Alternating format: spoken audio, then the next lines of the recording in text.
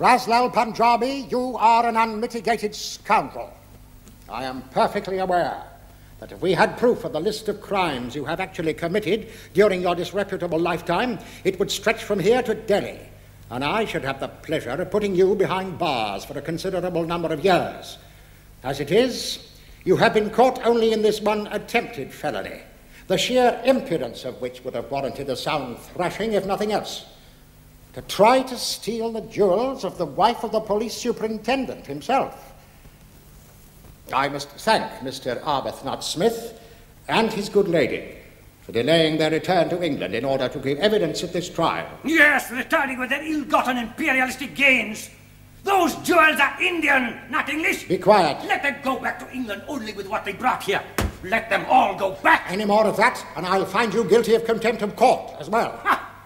My contempt for this court is boundless as Indian Ocean. Well, perhaps you'll learn a little more respect for it during your sojourn in prison, which will be for the longest spell I can pronounce for the first proved offence of attempted felony.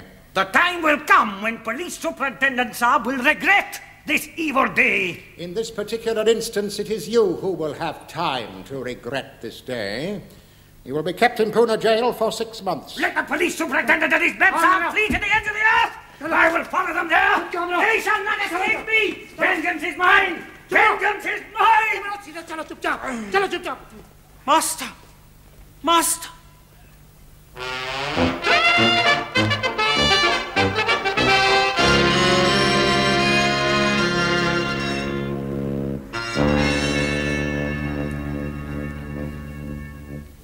Two orange juices.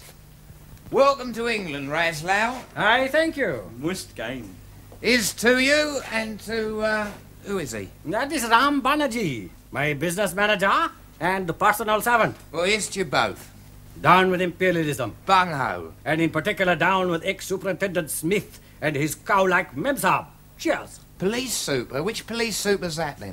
Smith was the bounder who sent me to Pune jail, just like common criminal.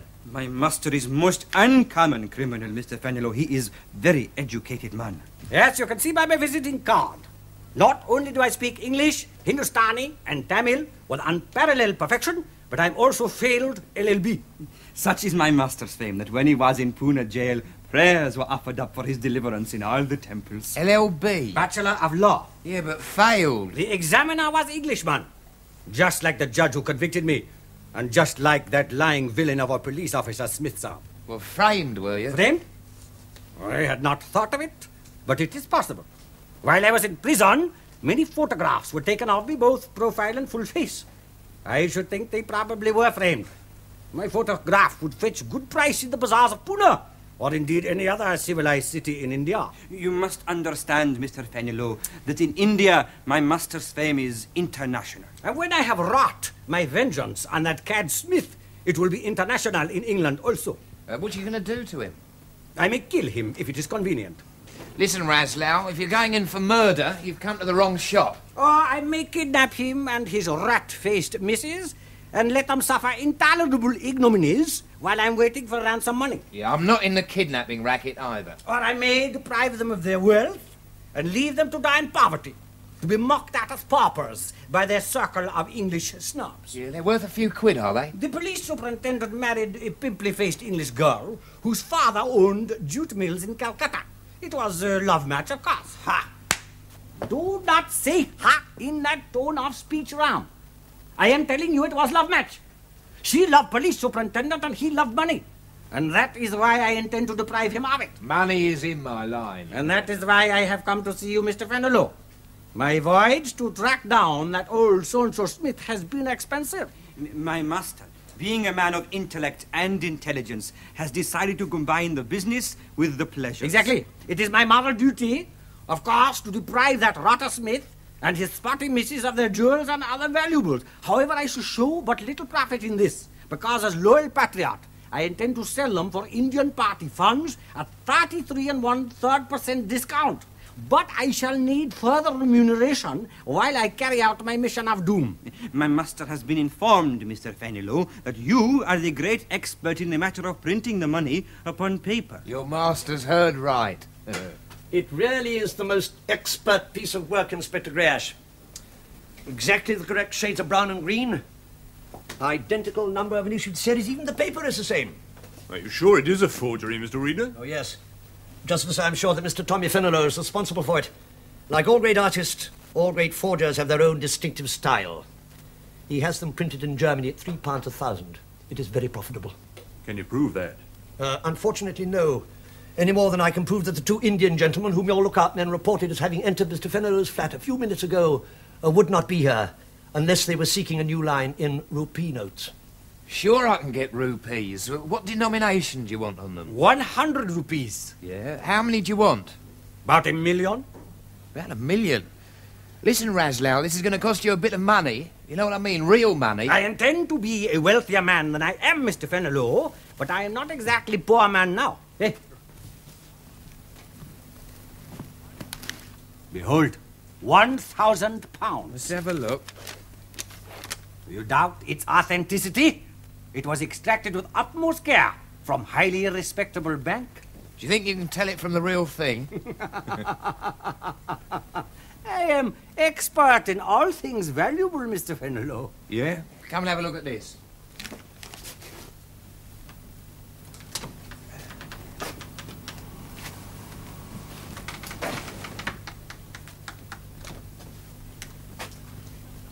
The only question in my mind is, where does he keep it?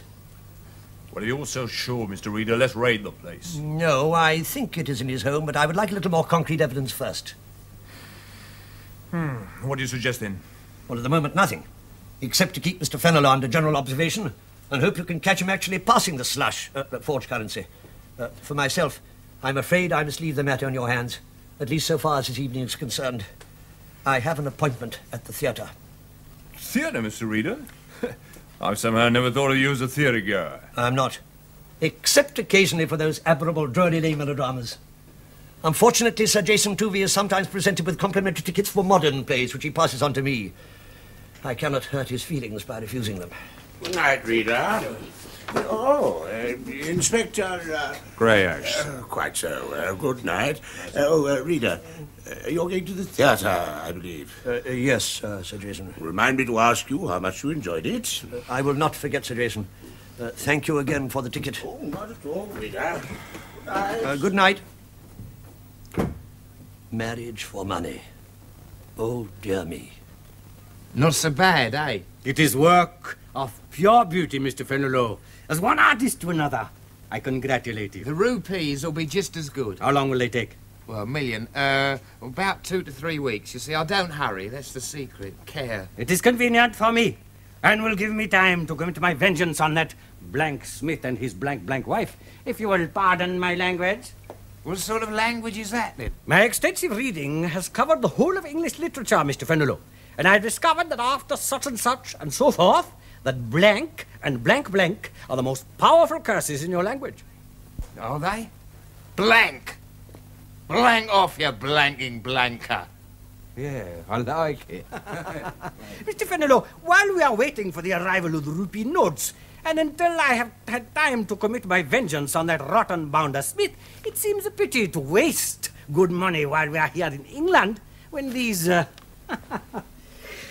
attractive replicas are at hand. How much do you charge? It's frightfully daring, don't you think? And quite the funniest thing I've seen since, well, Polly with a past. Yeah. Though I must say, Hetty Hansen seems a bit off the mark, don't you think? You know, I actually believe she forgot her line. I I can't finish the show with that miserable old devil glowering at me through his spectacles. Never mind, miss. The call boy says the manager's on his way round. Yes, if he can drag himself away from the bar. Oh, no, miss. Come in. You wanted to see me, Miss Hanson? I most certainly do. You are, miss. I've dried up 3 times in the first act because of that miserable old devil in the front row. He doesn't even smile. Get rid of him, Archie, or I can't go on. Put your arm in, dear. Go and find him. Glasses, side whiskers, and throw him out. Give him his money back. Do what you like. Miss Hanson, I don't think the manager... Do you want me to continue with the show, or do you not? Very well, Miss Hanson. Glasses, side whiskers.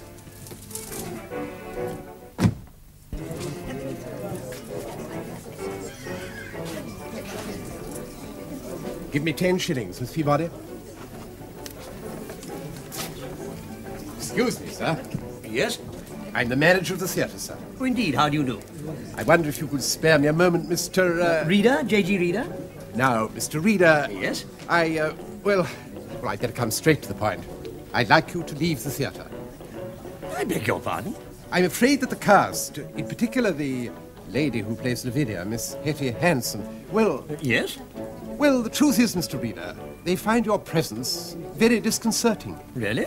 I was not aware that I'd been misbehaving myself. I feel embarrassed saying so, Mr. Reader, but hang it all, this is a comedy. Everyone else in the theatre's laughing. Yes, so I observed. I wouldn't mind for myself, but your presence in the middle of the front row, actors are a bit temperamental, you know. I really do think the best thing is if I return your money to you and you leave the theatre. Well, much as I would like to comply with your suggestion, I fear there is one small difficulty. But you don't want to stay. Surely anyone can see you aren't enjoying the play. Indeed, I am not. I find very little to applaud in modern drama. For a young woman to suggest a trial marriage, especially with a man of obviously doubtful character, it seems to me such things should not appear on the stage under any guise. They must inevitably have a damaging effect on the moral climate of the country. For heaven's sake, it's supposed to be funny. A supposition which I suggest depends entirely upon one's viewpoint. Yes, well, your viewpoint happens to be in the middle of the front row, and Hetty's dried 3 times in one act. Never did that, even on the opening night. I remember coming here as a boy to see Sweeney Todd, the demon barber of Fleet Street. Now, there was a play. Evil crushed underfoot, virtue triumphant. Why cannot our modern playwrights produce uplifting work like Sweeney? Look, I'm not going to argue with you. Here is your money back. Take it. I'm afraid I cannot do that. What do you mean you can't? The ticket is a complimentary one. It was given to me. I cannot in all conscience receive money for something I accepted free. Well, give the money to the man who gave you the ticket. I'm afraid I cannot do that either. I fear my superior would find it rather insulting if I presented him with 10 shillings. Look, if you don't clear off, Hetty will walk out of the show, and I'll have to give everybody's money back. I appreciate your predicament. It is awkward, very awkward. However, I believe I see a solution. Tell me what it is. Anything. I suggest I simply leave, without your attempting to reimburse me. You mean you'll go? You'll really go? I was about to do so, when you so kindly asked me to spare you a few moments.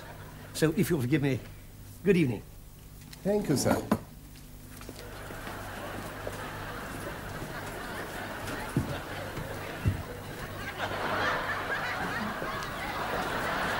Good evening, madame. Good evening, sir. I see by the large notice displayed outside your theatre that the play you are performing within is a rip-roaring, rib-tickling success and veritable feast of merriment. Are these claims true or fraudulent? Listen for yourself, sir. I will have 2 of your best seats, please. Yes, sir. Which night did you want them for? Let me see now. Tomorrow we had arranged to see a new play by famous anti-British Arthur George Bernard Shaw, St. John, starring Miss Sybil Thorndyke. Miss Thorndyke is a brilliant actress, I presume? I really couldn't say, sir. Never seen her. She's new. I will have 2 seats for Thursday, please. Thursday? Oh, here we are, sir. Hay 17 and 18, middle of the front row. That'll be £1 exactly. There we are, sir.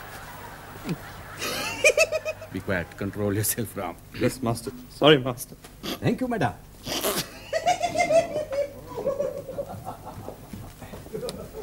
Could I see that note, please? You what? That pound note you've just taken. Let me see it. God, blimey, it's balmier out here than it is in there. Look, please show me that note. It's of the utmost importance. Look, you have had quite enough for one night. Op it or I'll call a bobby. Are you having some trouble, Miss Peabody? This gentleman... I merely want sight of a pound note that the young lady has just taken. It is very important. Look, I've had enough trouble from you for one evening. Look, you don't understand. Now, if you're going to make a scene in my foyer... I have never made a scene in my life. Well, you're not going to start now. Out. I beg your pardon? Out, or I'll call a constable. I want my money back. What? I refuse to leave this theatre unless you refund me the price of my seat. But you've already refused it. Well, I changed my mind. It was a complimentary. You said so yourself. Oh, very well. Hey, where the hell do you think you're going? Unless you refund me the money, I shall resume my seat. No. Miss Peabody, kindly refund this gentleman the price of his ticket. Front row. Here is 10 shillings change. That pound note there. That. Thank you. Satisfied now? I said, are you satisfied now? Very satisfied. The most rewarding evening I've seen for some time. This is really a work of art. Only one man could have done. If you'll excuse me. Good evening. Honest, you do meet him.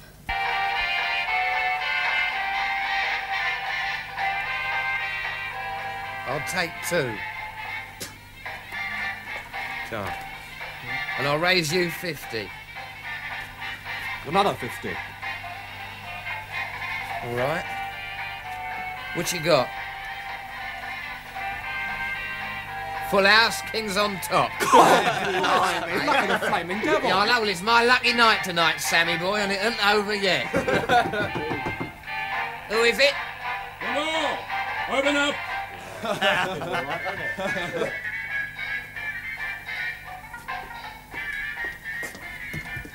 Yeah? 75, Fenner. We're coming in. Have you got a warrant? I give you time to get rid of the slush. Out of the way, Fenner. Look, there's nothing here. Nothing, old ruddy army. What do you think we got? Machine guns for Ireland? hey, listen, you better make this raid stick, copper, or I'm going to make a lot of trouble for you, all right? A lot of trouble. Don't you worry, Fenner. We'll make it stick. Well. If my eyes don't deceive me, it's Mr. J.G. Reader of the Public Prosecutor's Department. Good evening. Out for a breath of night air with the other moles.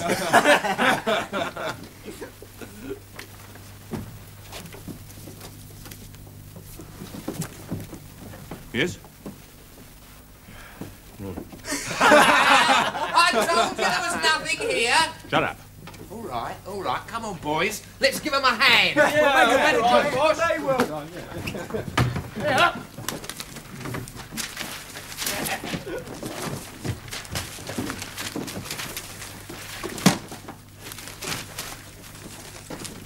Well, Mr. Reader?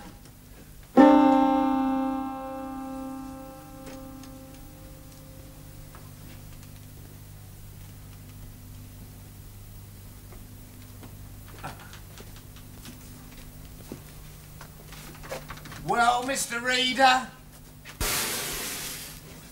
That'll look lovely in the morning papers. You're clever, Reader, but you've got to be more than clever to get me. You've got to be lucky.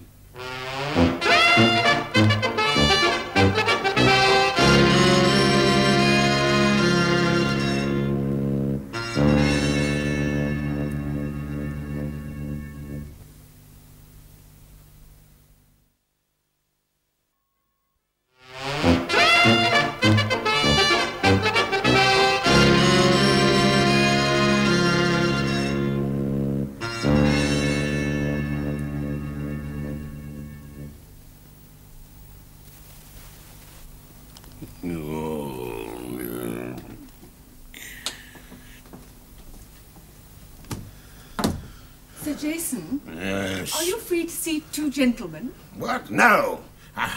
The only person I want to see at this moment is Reader. Where is he? He's always in at exactly 9 o'clock, sir. Sir Jason... No, I said not now. Well, I'm sorry, sir, but it's the Commissioner. I don't care if it's the... Commissioner? Of the yard, you mean? Yes, Sir Jason, with Inspector Greyash. Will you see them? Yes, of course, show him at once. Yes, Sir Jason. Keep the Commissioner waiting outside.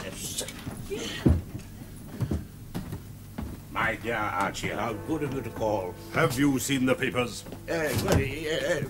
Yes, extraordinary. Not too extraordinary to explain, I trust, because that's what I'm here for. An explanation. Good morning, Miss Brentworth. Good morning, Mr. Reader. Just sorting out your post, sir. Thank you, Miss Brentworth. Sir Jason has visitors from Scotland Yard. Inspector Greyash and, And who? the Commissioner, Mr. Reader. I see. Thank you, Miss Brentworth. That will be all. Was there anything else you wanted, Miss Wentworth? Well, no, Mr. Reader. Just, Just what? Well, just...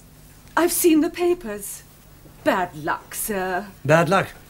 That is more or less what Mr. Fenelon said to me, with less sympathy in his voice, I may add. You've got to be more than clever to get me reading. You've got to be lucky. Do you believe in luck, Miss Wentworth? I don't know, sir. I don't.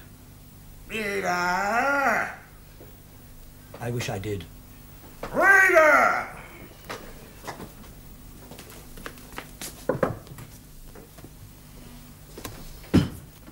Good morning, Commissioner. Good morning, Inspector Grash. Morning. Well, Reader?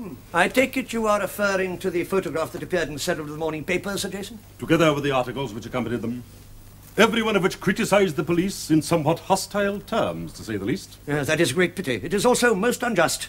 The responsibility of the raid was entirely my own. Ah, but the public don't do that, do they? The public have never heard of Mr. J.G. Reader of the Public Prosecutor's Department. They have, however, heard of the Metropolitan Police. What sort of an effect do you think this kind of thing is going to have? Right, Archie, but with respect, it remains my prerogative to question my own staff. Would you be kind enough to ask this particular member of your staff how he took it upon himself, without any authority from you, and without a warrant, you've already admitted that, to bully a member of my staff into conducting a raid on premises for something that wasn't there, with that result? Perhaps you'd be so kind as to ask your staff why they allowed themselves to be bullied by that terrifying little man you see before you. Grash? Oh, really, sir? I wasn't bullied. Mr. Reader's scarcely the bullying kind. Well, in that case, you are just as culpable as he, are you not? Jason, with respect, you will allow me the prerogative of questioning my own staff. I shall be interested to hear your staff's answer. Grash? Well, I suppose I did wrong, sir. In fact, I admit I was foolish. I should have got a warrant first. And why did you not do so? Well, we were in a hurry, sir. And, well, Mr. Reader's different, sir. I mean, if he says that Tommy Fenelon's a snipe merchant and he's got the slush in his house right at that moment, well, I've never known him wrong before, sir.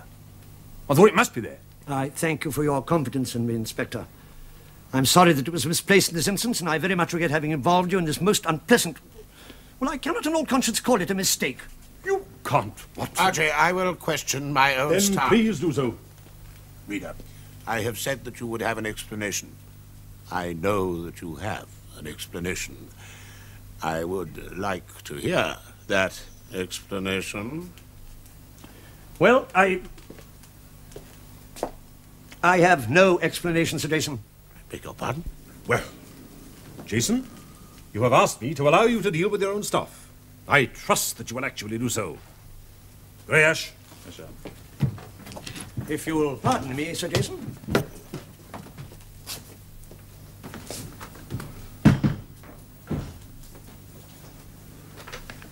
Reader, I am trying to be patient with you.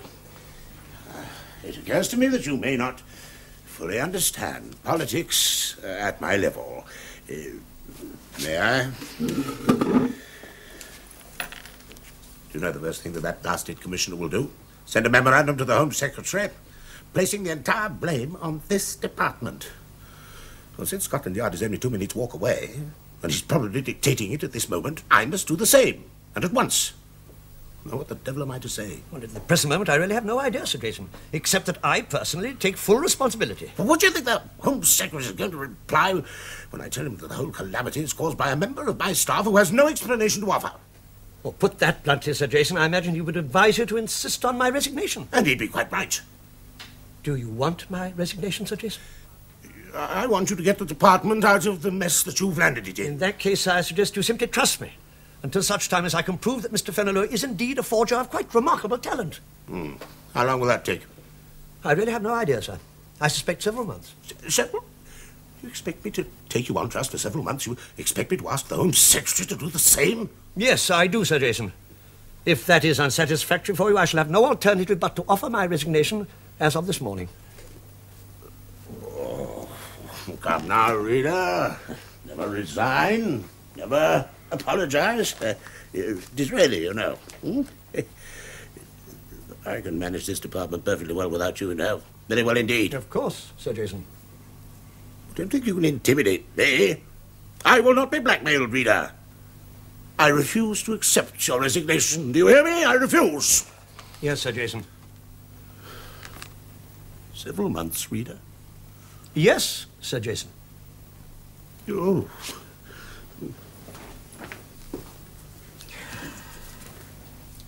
Greash, Detective Sergeant Spooner, Detective Constable Wilshaw, Detective Constable Muirhead, Detective Constable Foden. It's one of them, I know it. I think we'll start with Foden.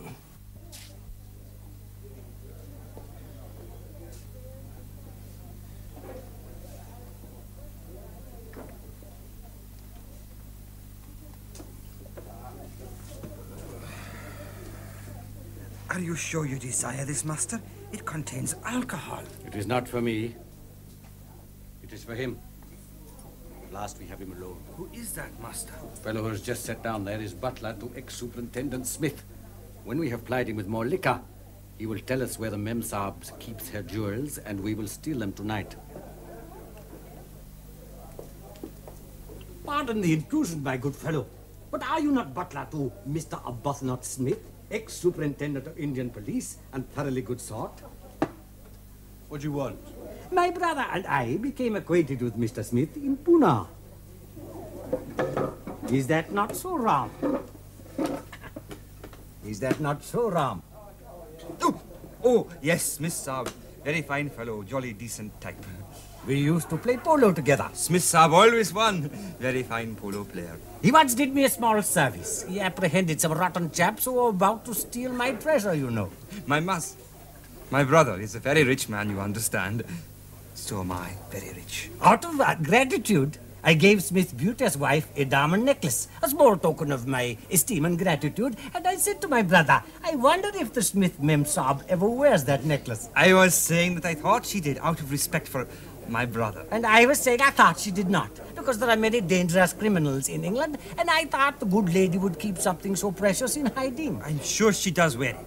And I am sure she does not. But I said to my brother, there is a man who will know, because a good servant always knows his master's business. What are you on about? Drink up, old chap. Here's to king and country. Now tell me, does the Smith Memsahib wear her jewels, or does she keep them hidden away? She wears them when she's going to a do or something. Keeps them locked up when she ain't. Stands to reason, don't it? Oh, in a safe, eh? I'll bet that safe is downstairs in the living room. Oh, no, I bet it is upstairs in the bedroom. I'll bet you £500 it is downstairs in living room. I bet you £500 it is upstairs in bedroom. Perhaps you will settle the argument between us, old chap. If I win, I will give you £50. And if I win, I will give you £50. Which of us is correct, huh? What do you want to know that for? What do you want to bet on a thing like that for? Sounds pretty fishy to me. Sounds pretty fishy to me, too. Come along, you. Are you addressing me, my good man? Detective Constable Foden, Scotland Yard. And I'm not addressing you, I'm arresting you. Both of you. Now come along, walk. This is preposterous. What is the charge? Being suspected persons and conspiracy to theft. Now walk. Master.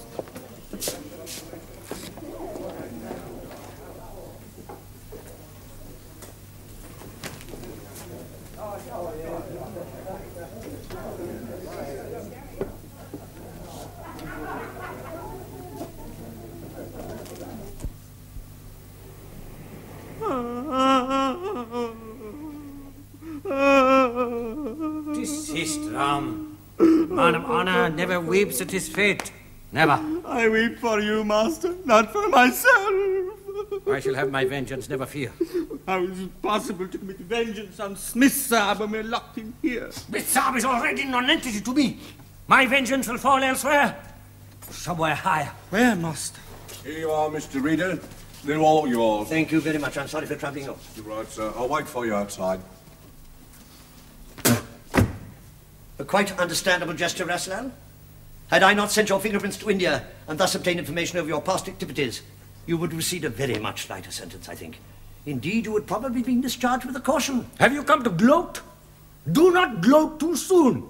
Time will come when boot will be on very different foot. No, I have not come here to gloat. Indeed, I'm really very sorry to see you in here. You really must learn that crime is a surprisingly delicate growth which may be transplanted only with the greatest care. There is no more tragic sight than that of the Oriental mind trying to adapt itself to the complexities of European roguery. In India, I believe, the business of the master is the business of his servants, and vital information may be purchased for a few annas. I'm afraid that is not the case here. And your approach to Mr. Arbuthnot Smith's butler showed, if you'll excuse my saying so, a most lamentable lack of invention. That honest man, although a beer drinker, would most certainly have called the police had I not already arranged for them to be on the spot. Get out of here! I will not be jeered at by third-rate mediocrities. I suspect it is the jeering you will receive when you return to India that wounds most, does it not? Your rather ignominious failure will be broadcast throughout the land. So will the news of my vengeance, Mr. Reader. No one will laugh then, least of all you. It is a pity that we should be at odds with each other, Russell, when we could be such good friends. You are my enemy, and will remain so to the grave and beyond. It is true that I was responsible for your rather severe sentence, but it is also true that I could rectify this sad situation. Nothing would give me greater pleasure than to see you safely embarked on a ship back to India. Next week, for instance. What trickery is this? There are two men whom I would very much rather see in the cell than you two gentlemen. One is Mr. Fenelon. The other is the man who warned Mr. Fenelon that a police raid was about to take place, thus enabling him to transfer his produce to some new secret hiding place. In return for this information, you and I could, I think, arrive at some honorable, if necessarily secret, compromise. It is sad, is it not, Ram, to see the Western mind struggling with the simplicities of Eastern morality. I do not compromise with my enemies. Never. That is a pity. That is a great pity. Ah, well, gentlemen, I shall see you in 6 months' time. You will indeed, Mr. J.G. Reader. You will indeed.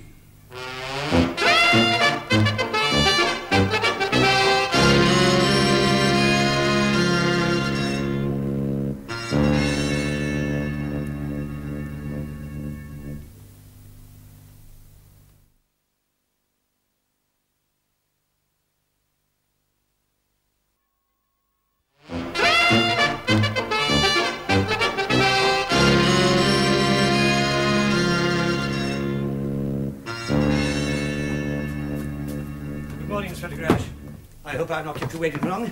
Morning, Mr. Reader. Had a message you wanted to word with me? That is so. Our two Indian friends, Mr. Raslal Punjabi and Mr. Ram Banerjee, have nearly completed their 6 months in jail. I would like to make certain arrangements with you regarding their release. They're already out, Mr. Reader. I beg your pardon? Came out yesterday. Remission for good behaviour. I see.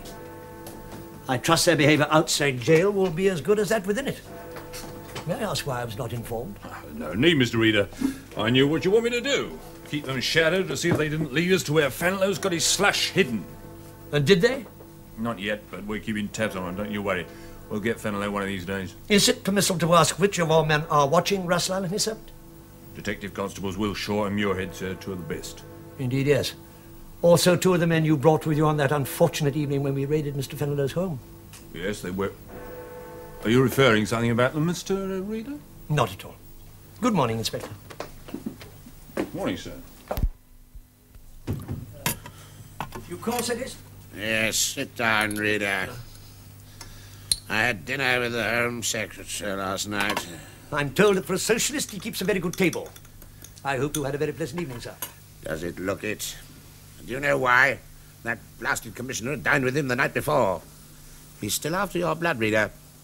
Had I been a less firm man, less loyal to my staff, I should have offered him your immediate dismissal. I'm very grateful for your trust in me, Sir Jason. Say no more, Reader. You know me. Yes, yes. So you've got 1 week. 1 week? Yes, to clear up all that business of Fenelon and the forged money and unblot the department's copybook. And if I fail to do this in 1 week, Sir Jason? Well, I shan't actually dismiss you. Well, some quiet little job out of harm's way. I see. Thank you, Sir Jason. All right, Reader. Yes, Sir Jason?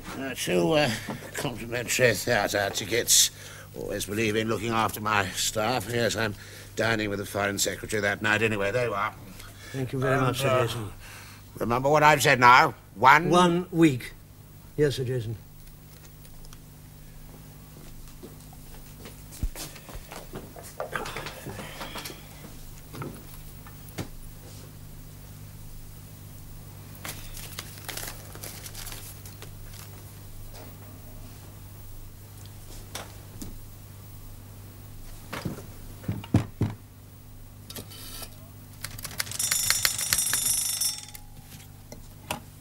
Hello, Lord Carney's office. Could I speak to Miss Bellman, please? This is Miss Bellman speaking. Who's that, please? J.G. Reader. Oh, Mr. Reader. Oh, good morning, Miss Bellman. I hope I'm not troubling you, but I've just been given... do you like the theatre, Miss Bellman? The theatre, Mr. Reader? Yes, I love it. Oh, good. Well, I happen to have 2 tickets for the Orpheum next Thursday, The Fires of Vengeance. It is one of these old-style melodramas. Oh, perhaps that is not your taste. Oh, certainly it is, and I should love to come with you. Yeah. Oh, come with me? Oh, come with me? Oh, no. I should wear a new dress for the occasion. Oh, no, you misunderstand me, Miss Bellman. What I meant is I have been given these seats and I wondered if you'd like to take a friend, some young escort. You know, I'm very busy on Thursday. Too busy to take me to the theatre, Mr. Reader? Or don't you want to take me? Oh, I should consider it a very great honour, Miss Bellman. But what I meant was... Thursday night at the Orpheum at what time, Mr. Reader? Well, the performance is at 8:15. Then I shall meet you in the foyer at 8 o'clock. And thank you again for asking me. Goodbye. Oh, bless me.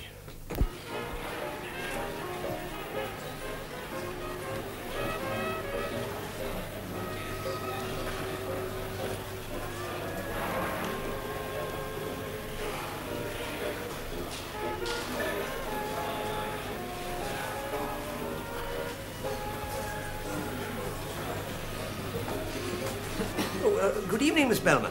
Oh, Mr. Reader, I didn't recognise you. I scarcely recognise myself. For you, Miss Bellman. Oh, you really are the perfect gentleman.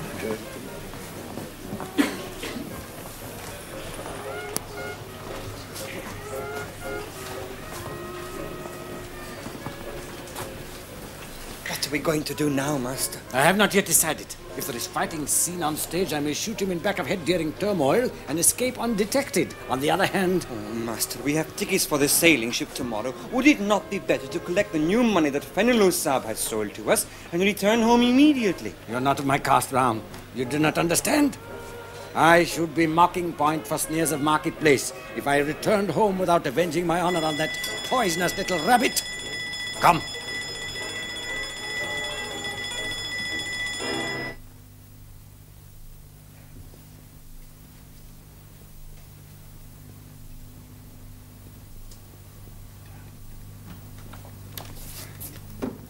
Here it is, boss. Hot from the press. Boss? The rupees. The rupees, boss.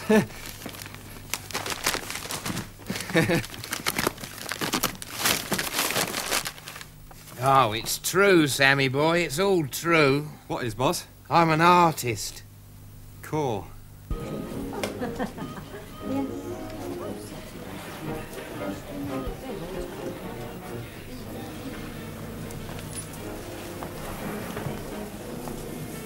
Lemonade, please.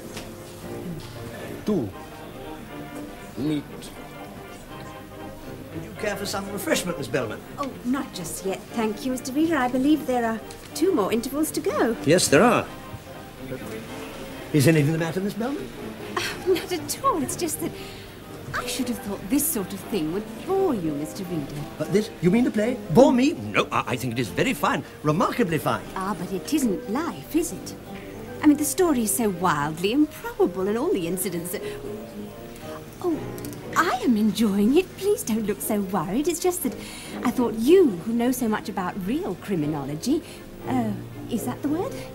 Would simply be amused. I'm afraid it does not appeal to the modern generation. Oh, certainly it does. I love melodramas.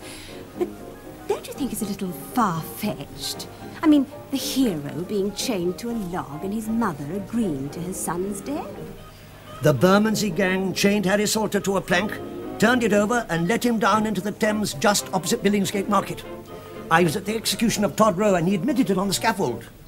And it was Lee Pearson's mother who poisoned him at Teddington to get his insurance money so that she could marry again. I was at her trial and she took her sentence laughing. Let me see, what else was there? Oh, yes, the proprietor of the sawmill trying to get the heroine to marry him by threatening to send her father to prison.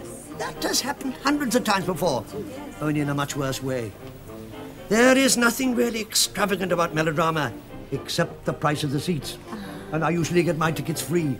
I shall be fascinated to see how you explain the rest of the play away. What happens in the next act? Well, I rather think that the heroine is captured by the villain and sold by him into the harem of an Eastern potentate. Oh. Have you a parallel for that, Mr. Reader? Not an exact parallel, but it is rather a remarkable coincidence, if indeed it is a coincidence. What is that, Mr. Reader?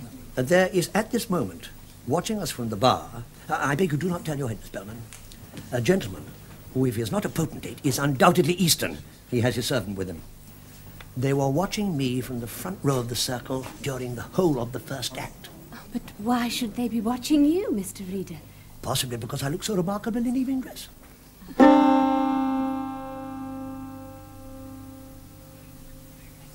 Yeah, not a dad among them. If you know what I mean. 2 hours to go. Let's have a drink, Sammy boy. You were taking them to the same place, boss? You're joking. No.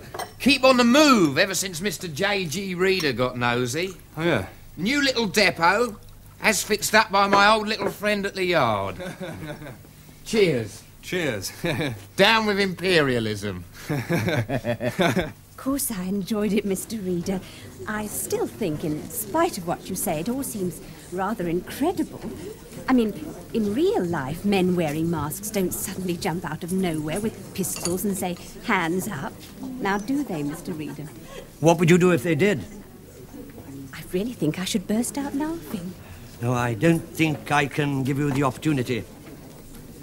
Miss Bellman, I think it would be wise if I put you in a taxi to go home alone. I rather fear that... Oh, Mr. Reader, don't spoil a perfect evening. Please, take me home yourself. Well, so be it.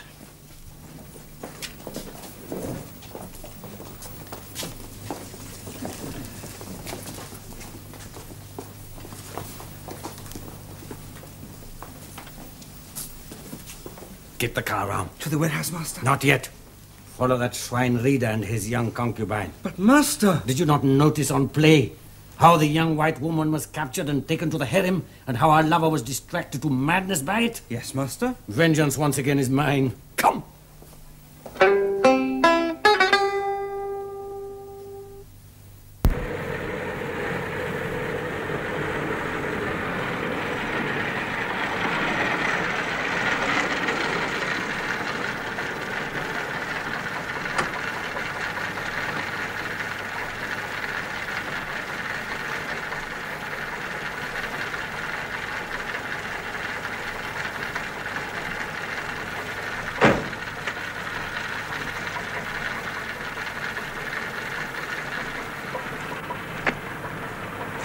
Well, thank you, Mr. Reader. Not at all. Not at all.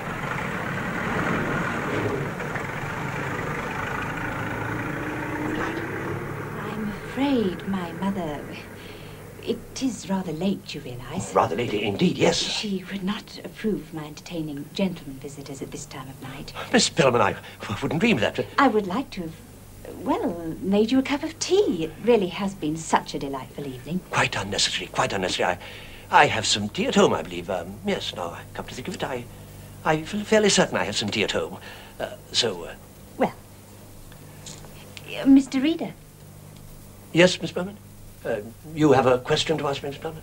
Yes, one that I have asked before and which you have not answered. What question is that, Miss Bellman? You have to admit that melodrama is melodrama and real life is real life. I mean, in real life, men wearing masks don't suddenly jump out of nowhere with pistols in their hands and say... Hands up! Hands up, please.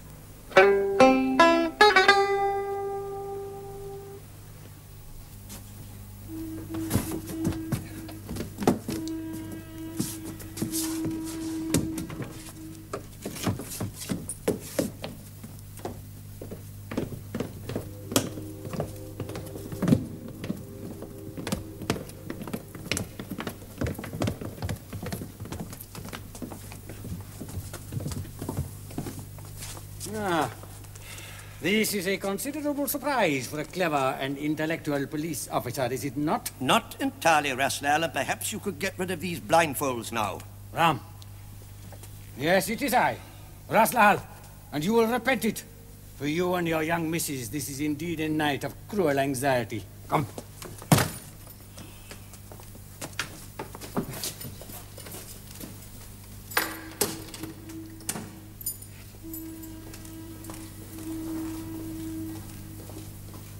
Open up, Ram.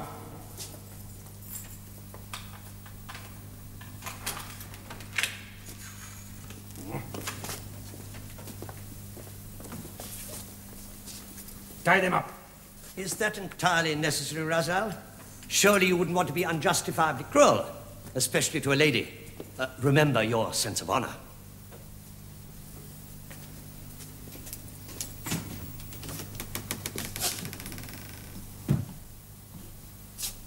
No, I find it is not necessary. You will remain innocuous here. Within 1/2 hour, or more probably 40 minutes, I will return for the female. And tomorrow we will be on board ship together for who knows where. Come round. Be so kind as to close the door behind you. It is very drafty in here.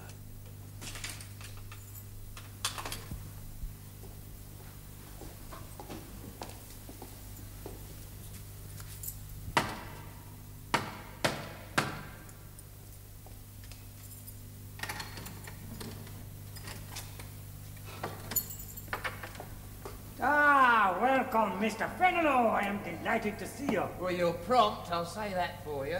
Here we are, 1 million rupee notes in denominations of 100, as per request. Every one a work of art. Good show. Come here, I have a surprise which I am sure you will find most delightful. This way.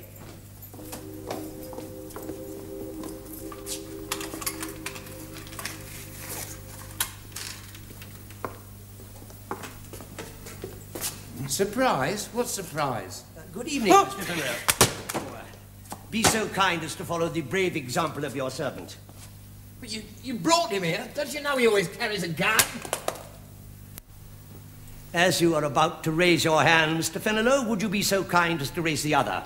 And keep them there, please. Yes, you were right, Mr. Reader. The telephone is connected, and the police are now on their way here. You left him here with a phone. Good. Thank you, Miss Bellman. Of course, as I could only give them a rough description of where we had been brought, it may take them some time. There is plenty of time. In fact, Mr. Fenelon will shortly have little else. If you will be so good as to sit down that box of peanuts that you came in on. I've been examining some of the other cases. Their contents are most interesting.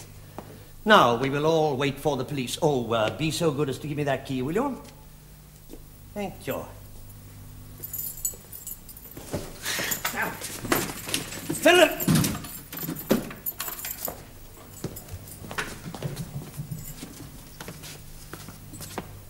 Nick, I'm at the warehouse. Get here quick. Reader's here with a gun. Never mind how. He's here with those two damned Indians and he's phoned the yard. Get here first or we're all done for.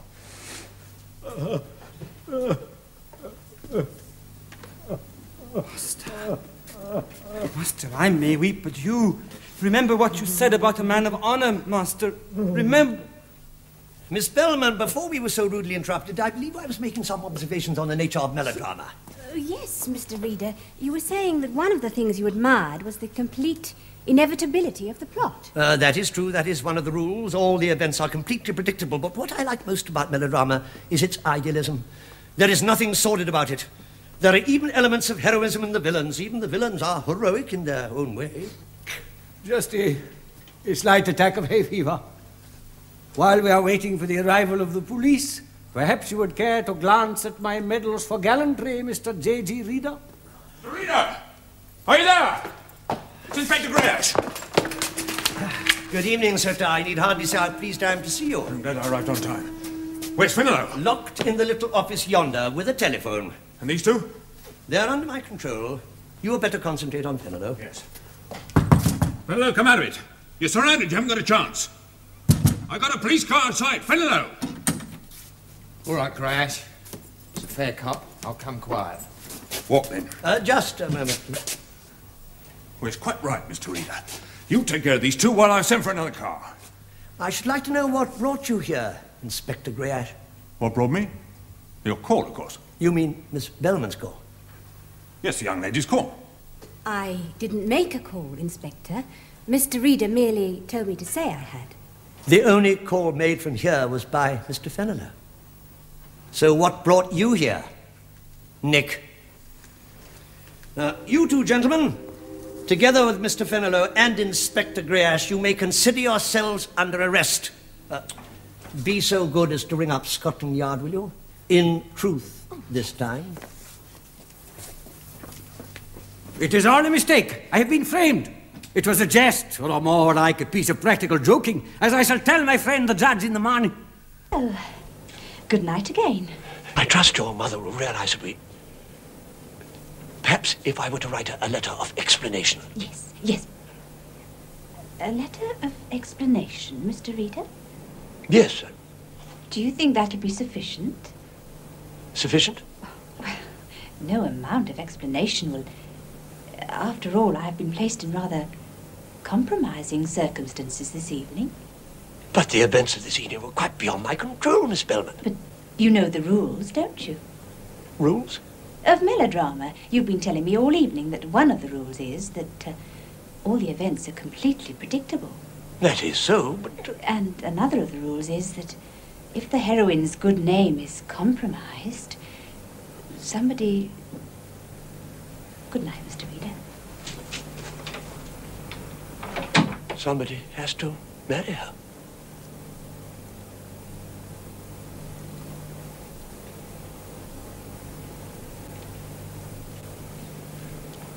Oh, dear me.